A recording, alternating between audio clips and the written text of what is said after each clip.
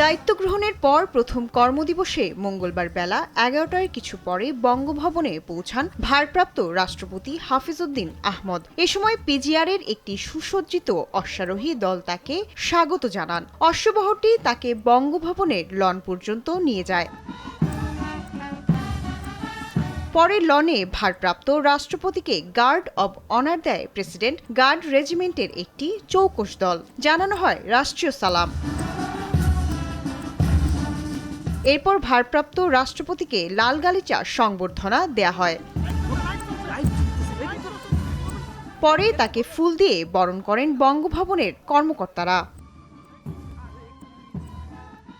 এরপর বঙ্গভবনে প্রথম দিনের কার্যক্রম আনুষ্ঠানিকভাবে শুরু করেন ভারপ্রাপ্ত রাষ্ট্রপতি হাফিজউদ্দিন আহমদ। শুরুতেই মতবিনিময় করেন কার্যালয়ের ঊর্ধ্বতন কর্মকর্তাদের সঙ্গে। পরে প্রশাসনিক কার্যক্রমে অংশ নেন তিনি।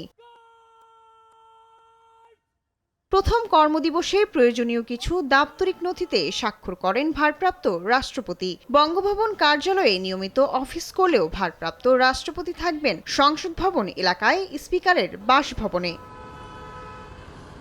শায়লা খান, দেশ টিভি, ঢাকা।